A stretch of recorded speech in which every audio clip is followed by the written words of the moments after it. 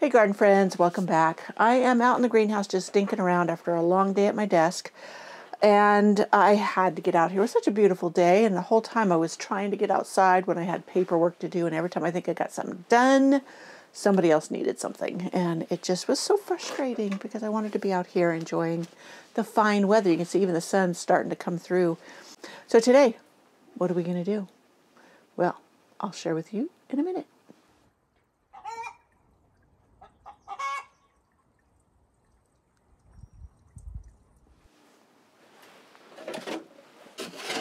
So if you like this video or anything I say or do, give it a thumbs up.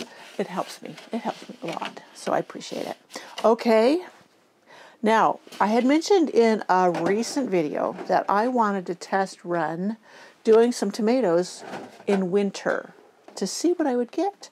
Because I do have tomatoes that come up that have fallen to the ground and then they start sprouting. So it works direct. Probably because there's just so many seeds or tomatoes that fall to the ground. And in my DIY greenhouse, when we put it up last year, they started coming up way before I thought tomatoes could grow. But obviously it was protected. The soil had warmed enough because they like the soil a bit warmer for it to happen. So if I do that in this jug and I put the jug into my little DIY greenhouse, maybe I'll get some early. Now I have to say that the ones that I started inside were bigger when I put them out than the ones that grew from where they reseeded themselves. But the ones that reseeded themselves caught up quickly when it heated up. So I don't even know if it's worth starting super early or not. But it's fun. It keeps me sane in the winter. So this one is Super Sweet 100. Hopefully it's focusing for you. Super Sweet 100 is one of my favorite cherry tomatoes. This is often available in garden centers in spring, and you know, it's so prolific. They are so sweet and so yummy that I don't need to have a whole bunch of different, or try different ones. Now I have, because I'm thinking people proclaim them to be wonderful. I know a lot of people are huge fans of Sun Gold. I'm telling you, this is much better than Sun Gold. For me, Sun Gold, the skin was tough, it split easy, and they just didn't have the flavor that the Super Sweet 100s did. And they didn't produce as well. I ended up feeding most of my Sun Golds to the chickens because they would split before I'd get to them. So they weren't worth it to me. So I wanted to start some from seed. You don't have to, because like I said, they have them readily available in garden centers when they're putting out the vegetables, typically. At least they do here. But they should be super easy. I got this seed packet at Walmart, and the number on the packet says $1.64, but I know at Walmart they're cheaper than that. So go with that. Now I'm just going to fill up one of my winter sowing containers. Now in my winter sowing echinacea, which I'll link in the description box, I went through how I do all of this, as well as I have other videos on how I create my winter sowing containers. I shouldn't say create them, but make them, chop them, open them up, make them ready for planting. That's what I mean to say. Okay, I'm just going to smooth this. I'm not going to press it in yet. And I think I'm going to do like 6. That gives me a chance to get one to grow. And I am going to start some of these indoors. So, and there's plenty of seeds in here. So I'm going to go ahead and get 6 seeds. I use my fingernail. Some people will use a toothpick. That never worked for me well. It was kind of a bother to get that off the toothpick. But if that works for you, great. Go ahead. So 1, 2, 3. Maybe I'll do 9. 4. Oh no, this would be 6. I lost count. I can't even count. That's 6. 7. That was actually 2 connected together. 9. Just to use up the space in here. I could put something else in here with it. Okay, so there's 9, and there is a ton more seeds in here. So I will also start some indoors. I'm not going to start my tomatoes super early. Like I said, they catch up. And last year I was having to pot up and then pot up before I could put them out in the garden. And that was a lot of extra work I didn't have to do. So I'm just going to, usually the general consensus is you bury them twice the size of the seed, but some seeds need light to germinate. So I should read it, but I'm going ahead and just covering the seed over. I've got a mosquito in here. Can you believe it? That shows you how warm it's been. He's flitting around me. So if you see me swatting something away, it's probably him. Oh, couldn't figure out what that ding ding was, and that's my scooper. Okay. So one thing nice, these are 70 days to harvest. Now others, like beefsteak tomatoes or whatever. Beefsteak's one of my favorite. The old traditional, just plain beefsteak. My friend grew one, and I'm a Brandywine lover. They just don't produce prolifically. But I would say that beefsteak held its own against that Brandywine as far as flavor. Produced earlier, it produced more. So I'm thinking maybe I'm just going to go with the traditional old beefsteak this year as far as a big tomato. I always grow early girl because early girl always produces sooner, and it would also last longer into fall. It puts up with much colder temperatures. Now there's a Russian something tomato that is also supposed to be like that. But you know what? I have found in testing that my old tried and trues that I fell in love with long ago are still my favorites. I have very limited room in my garden. Therefore, I might as well just stick with the traditional ones. Every now and then I'll try a new one that sounds interesting, like I did the ananas noir last year, and I had heard accolades over it, and I was disappointed. It just didn't do well for me. And what I loved about it, or what was promoted about it, was it grew in cooler climates. Yeah, it just didn't perform for me. So that was a loss, but it was a nice try. So I'm going to put the name, super sweet, SS100, and I'll know what that means. So I'll tape this up in a minute to put out, because me stretching the tape and cutting it is really quite annoying. I'll do it and then I'll chop it out, because you don't need to see me do it again.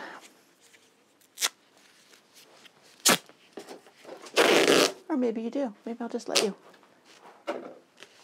I guess I'm not pointed down. I should have pointed it down for you.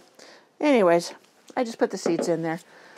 So I had one of my last or recent videos was all about mycorrhizal fungi and how, adding it is not beneficial to your garden. Not that mycorrhiza in general isn't beneficial. It's that what you buy in packages probably isn't viable, and or it isn't native to your soil. Therefore, it doesn't do what you really want it to do. Now, the only time that it would do something for you is if you have absolutely dead soil that has no fungi in it and it was viable, what you bought.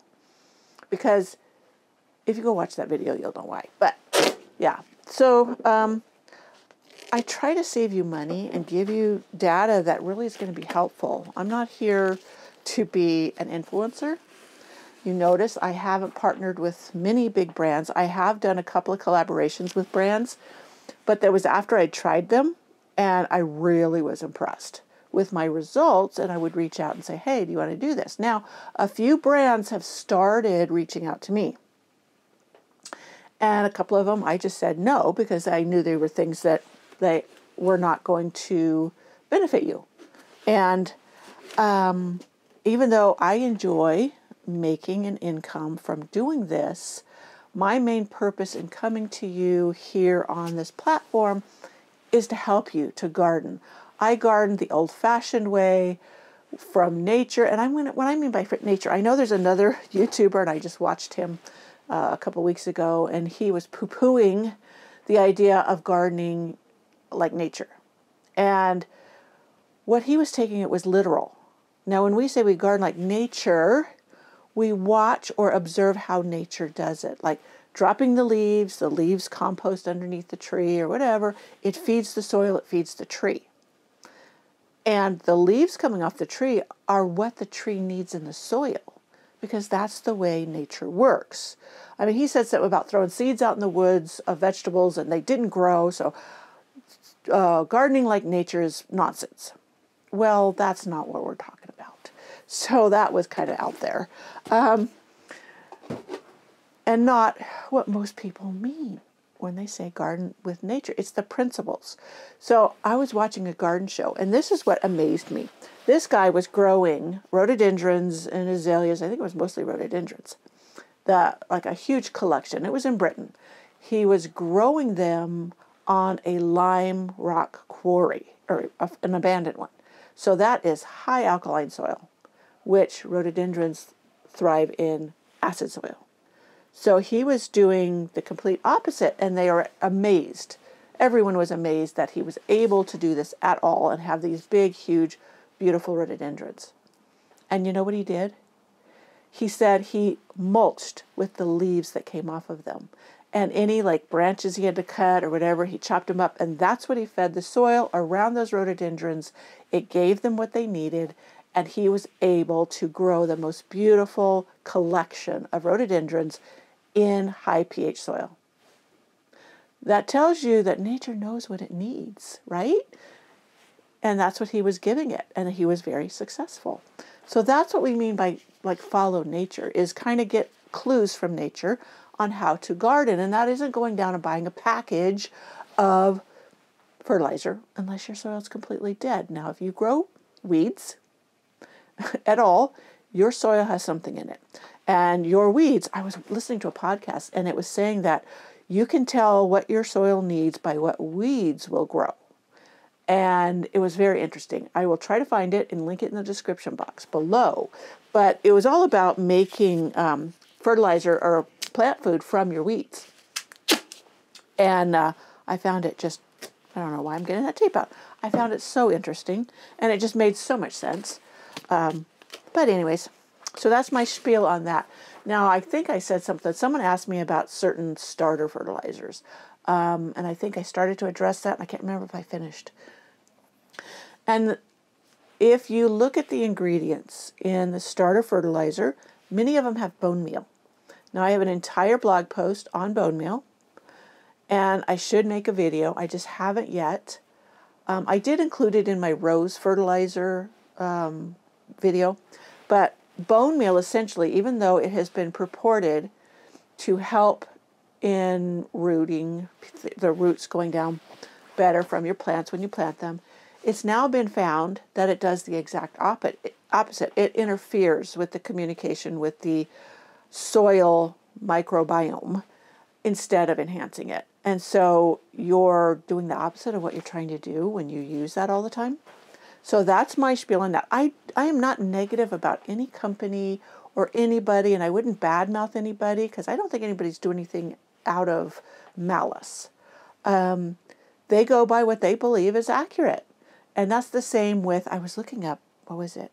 Oh, when I plant my roses and my bare root roses or my roses in pots, it's often purported that you should amend the soil before in the hole.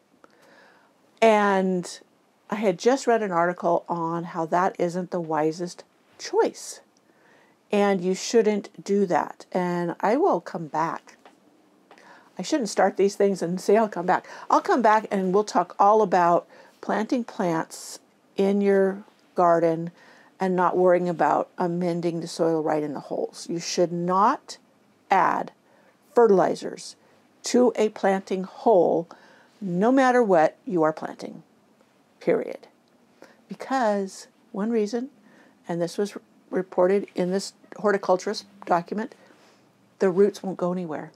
They will stay right there for a long time. And some of them may not thrive and they end up dying before they get a chance to put out roots out into your native soil. So that's just a warning as to why I don't. Now I'll do, like I said, a whole thing on that. I've got some bare root roses coming in. When I plant them, we'll go through all of it. I'll read the documentation to you, and you can see why I don't do it. Now you can do whatever you want. I am not telling you what to do. I'm telling you why I do certain things a certain way. And if you want to take that information and use it, great. If not, let's see. I am going to go ahead and plant up some of my petunias. These ones are going to go in on my light shelf. And I'm going to tell you right now, my petunias that I thought were going to die from the fungus that grew with the stuff I put in it, that goes to show you, don't amend your soil. if you haven't watched that, that is back in, what, I don't even know what video. It's one of my just recent videos when I shared with you what happened to my petunias, that I added something to the soil. Anyways, they're doing fine. I'm surprised. Doing fine. So this is Tidal Wave Purple Hybrid. Now, you know I'm a huge fan of Tidal Wave petunias. Not Tidal Wave, Wave petunias. The Tidal Waves, they just spread something crazy or drape far. Do I have two? I think I have two. Yeah, Tidal Wave Purple. These ones, I'm not sure where I might use them as a ground cover. I got a little crazy when I was ordering these. There's that mosquito. Got him. Okay. So any mosquito lovers out there, I'm sorry. He is gone to meet his maker. All right, I am just putting these 1 inch apart. Now, one thing about the way I garden is you really can save a lot of money. I try to, as I say, garden as my grandparents did. They had the most beautiful gardens, and they didn't have all this stuff on the shelf at garden centers. Now, you can go and get information from a local garden center, but it's not always necessarily going to be the natural way to do it. It's going to be what's on the shelf there, and they're going to promote it, not because they want to mislead you, but because that's what they are trained in. That's it. So you really got to think. I mean, organic gardening way back then, I knew it had to be something viable because that's all my grandparents did. They couldn't afford chemicals. They couldn't afford buying things. They were just poor farmers. And even though I never knew they were actually, I shouldn't say poor, cash-strapped. But plenty of food, and my grandmothers, both of them, could make a gourmet meal out of the simplest ingredients. It was always delicious and wonderful. My maternal grandmother could make biscuits without even measuring. She just had her little hand and poured so much into the bowl, and then she'd pat them out. The most delicious biscuits you have ever tasted. I make pretty good biscuits too, but I have to measure. Yes, I love my biscuits. Biscuits and gravy. Let me throw this in the trash. So I've got my Tidal Wave Purple petunia seeds. Now this soil is rather dry, so I'm going to set this into a container, like a tray, and let it absorb the water. I'll put it on my light rack. I'm going to write on top that this is Purple Tidal Wave. I don't know if I mentioned this. I probably did, and I've forgotten, but I am the Wave Petunia Ambassador for February. And I thought that was a treat. Okay, petunias. If I say wave, I should know it's petunias because that's what I grow. Alrighty, you know, I was at Tractor Supply yesterday, and I don't know why, all of a sudden it doesn't want to stay closed. And yeah, they had some bulbs in. I wanted to try growing some more cannas. Now, last year I bought a canna. It was beautiful. It was like this rosy, and it had a little orange in it.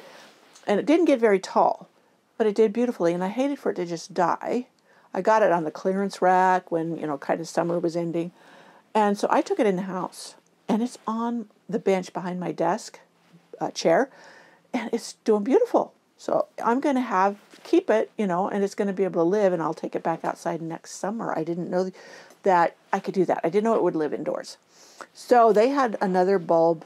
It was more of a lighter pink at Tractor Supply. So I bought that. I'm going to pot it up. I'm going to have to get more potting soil. They also had elephant ears, which I'm going to get started in the house. 1 year I potted them up and put them in there by my fireplace because it said it needs 80 degrees to get going. And they did. They came up beautiful. So I think it came with 3 in the package, 3 elephant ears. I have a bunch of elephant ears that are out in the garden, but number 1, I don't know if the gophers ate them. Got another mosquito.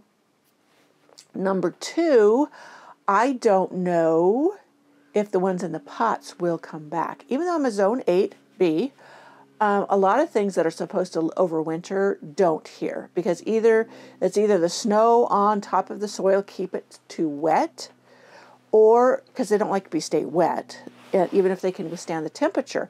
Now, if it was drier in those temperatures, it might make it, but the very wet with those lower temperatures, it doesn't like. So yeah. And what other bulb did I buy? I can't think of it. Oh, gladiola. I love them, and the gophers ate one last year. They left them alone for the longest time, and I thought, oh, good, that's a bulb they won't eat, and then, whoop, they were gone.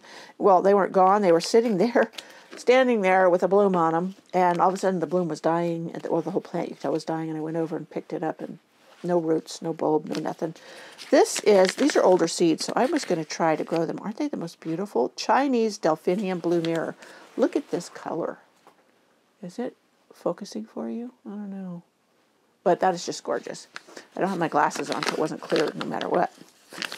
So let me see. Do I want to grow these, try to winter sow these, or do I want to just take them in? Now, these ones I got in 2021, so I may have to oversow.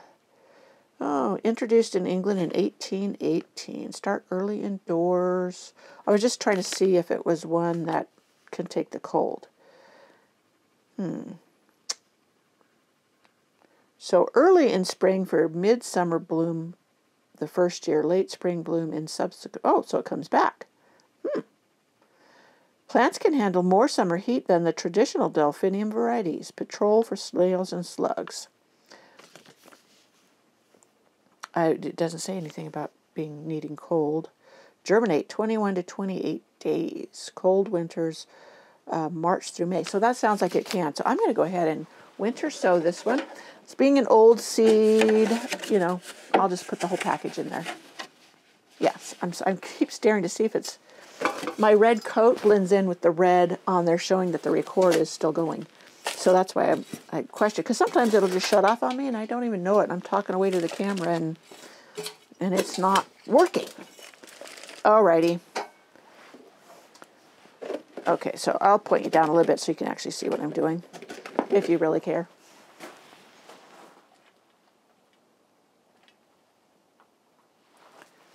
Right here. Yep, you can see. Okay, let me get these scissors over here out of the way. So what did oh, there's the package. Blue Mirror Delphinium. That should be really interesting. That is such a beautiful blue. Now, the other delphiniums in my garden, the new millennium ones, I got, oh, shall I confess it again? I had just confessed in the last video I did, I think. Yeah, I did. That after I said I wasn't going to buy seeds, that I did. I have a friend of mine who I gave her some delphinium seeds from my millennium delphiniums that I got out of New Zealand, the seeds.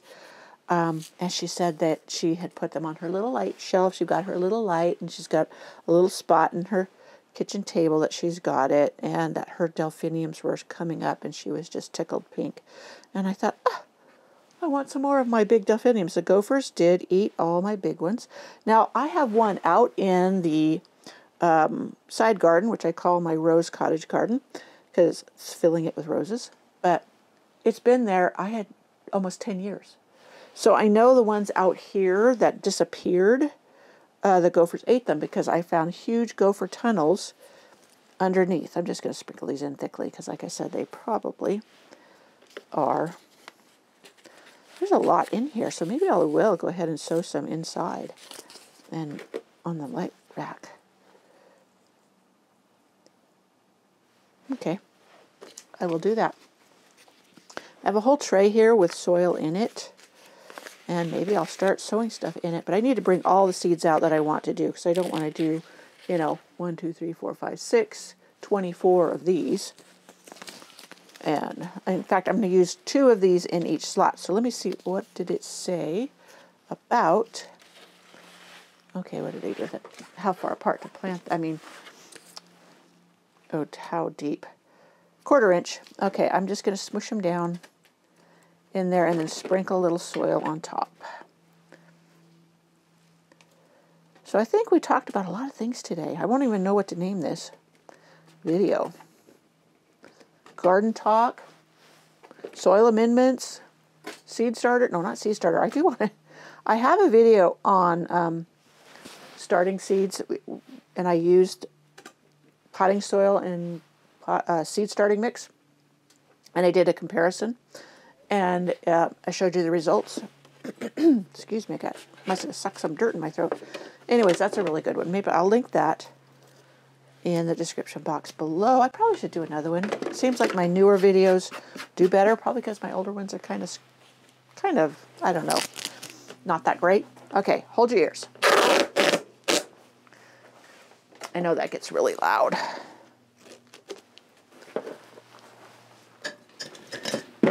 Yeah, I just wanted to come out and relax, but it seems like I'm so used to talking to you guys when I'm out here that if I don't bring my camera, even if I don't use the footage, that somehow, I don't know, I feel like I'm missing an opportunity to talk to you guys. Okay, I am going to take you around and show you a little bit. I cannot believe the mosquitoes in here. This is January. I just had another one flying in front of me. I don't have any. Yes, I do. I have water in here. That's where I have water. I need to clean that out. I was starting to fill that up to clean containers. Can you see over here? Clean out containers.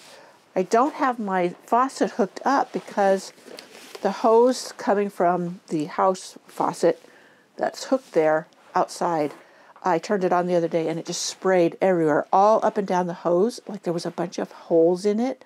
I think some animal came and bit it, because that's the only reason it would have tiny holes all the way up and down the hose. I could be wrong. I don't know what else would cause it. But so this is Blue Mirror Delphinium. I'm going to put these back in here until I can get out here and fill this tray with different things. Okay, Chinese Delphinium. Delph Blue Mirror.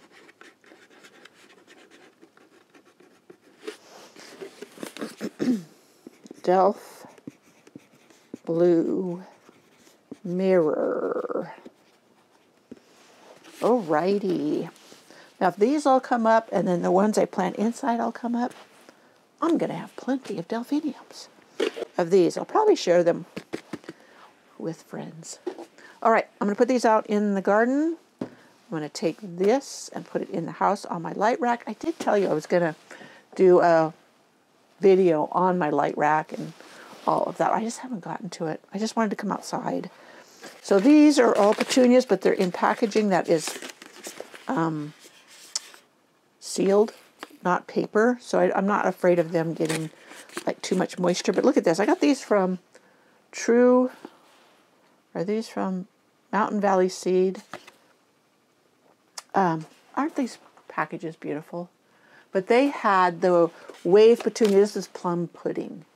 And if I can put up a picture for you, I will. But that is just one I've wanted to do. Yes, I am a petunia nut. And come spring, I will probably still buy 6 packs of petunia. So there's that. All right, I'm going to put this in here too and just leave it out here so the next time I can come out, I can, the sun's starting to go down, I can just be ready out here to start. And I will bring more seeds out to put, I decide when I want to go ahead and sow in this container. It's got the soil in it already, ready to go. Alrighty, let's take our walk out. I want to show you those raised garden beds that I need to fill. And just take a look at what the garden looks like at this moment with no snow. It's not pretty, but I find it gorgeous because I don't have to contend with a bunch of white stuff. All right, let's go for our walk. There's the one little patch of snow. So here's the pathway. You can see it looks a shambles. And I was going to get the flagstones moved over here from the studio patio, and then all these violas started coming up in it in the path between the flagstones, and I hated to disrupt that. So I'm going to see how it blooms. So I'm just looking for evidence of the gophers. I dumped pine needles and leaves right there because it was kind of an empty spot. But over here is, I'm going to take you over here. You know, it is so pleasant out here. It is not very cold at all.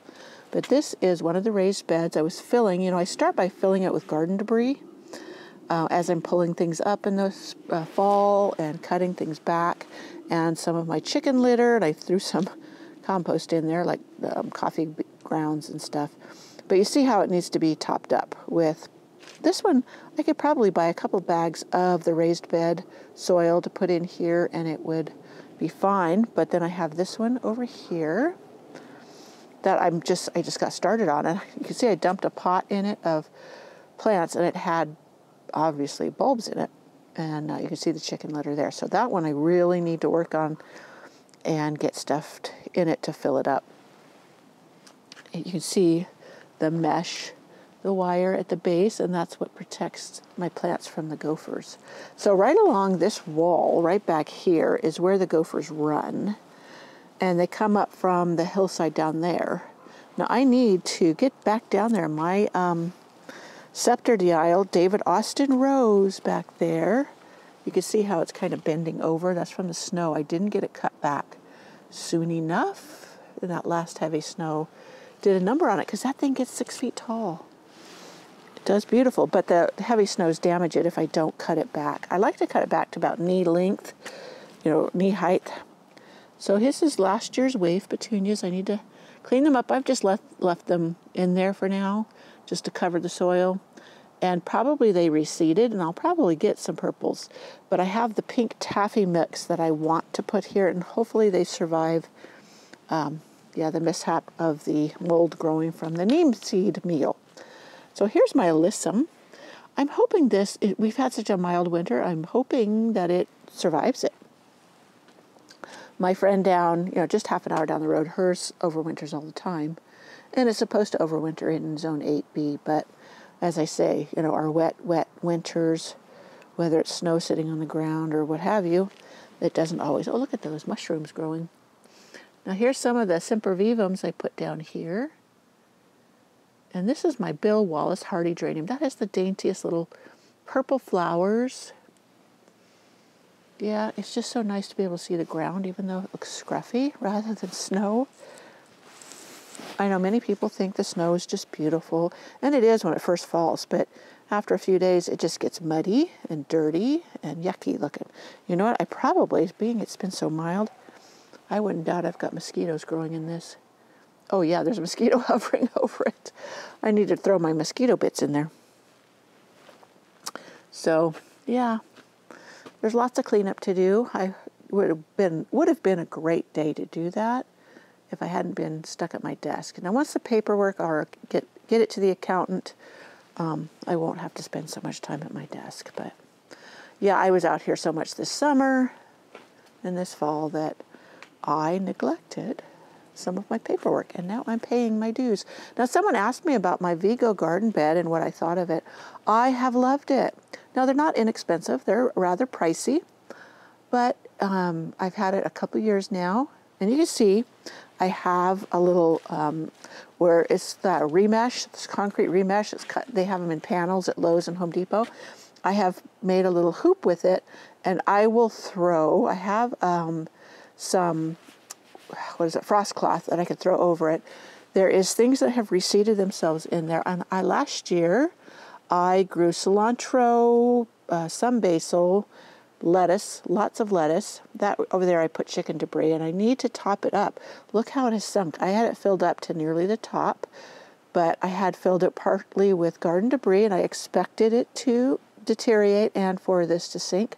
So that's all fine and good. I can even cover this with some plastic and make a mini greenhouse, and I could probably get lettuce sooner. And so that is, I need to fill it so with soil. So that's what, I'm sorry, I was looking at something so it distracted me. I wanted to get that compost where I could fill this up, because if you bought bags over and over, it gets really expensive. And when I buy the turkey compost in bulk, it's got nutrients and it's ready to roll, and it goes a lot further. Your money's worth goes a lot further. So down here's all my winter sowing so far. I don't have a whole lot out here, but I have some in my DIY greenhouse too. So yeah, this has strawberries and stuff in it too. Some echinaceas that I root divided, and I put them in here so the gophers wouldn't eat them. But yeah, there's some more strawberries in that one. Yeah, it's so pleasant out. I hate to go inside. Even though it's a little scruffy. But I got some more leaves to remove from roses. I don't always, you know, sometimes it gets cold enough that they fall off, but this year it hasn't. And some of them were developing some fungi on it. And so that one I haven't had to, and I don't, yeah, it's got a little bit of black spot on it, but not bad. And you see how they're damaged, you know, that just doesn't do the plant any good. I need to deadhead that. And so I got over here, this is my Albertine. This one I've got the leaves plucked off. Especially on the Zephrindrone, this one had tons of the black mold on it. So that one really had to be stripped. Now this one I haven't bothered with because it hasn't really shown many signs of it. And yeah, my Gertrude Jekyll, I've always called it Jekyll, and it's okay to call it Jekyll. Americans changed it when the stories came over here about what Dr. Jekyll and Mr. Hyde. But supposedly in Britain, and Gertrude Jekyll, that was her name, and that's how it was pronounced. This is Quicksilver. This is my beautiful purple lavender climber. This is my little ground cover rose that I got this fall. And it looks like it's doing great. Doing great. So, yeah, this is my Jupiter's beard. This is so beautiful. And yeah, look down there, I've got some babies. I should dig these up and pot them up.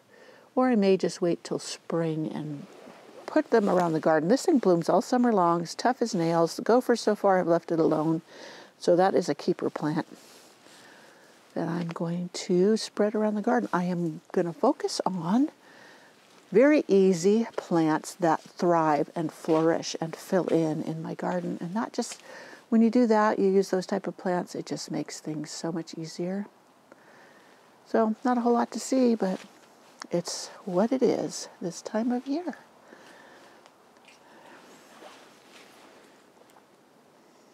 So I hope you enjoyed this little chit chat. We didn't even do much of anything, but talk about some questions you guys had asked. I hope I answered them. I don't know. My brain's just going so many different directions right now. Yeah, I just came out here to unwind, and it's helping. It's doing great.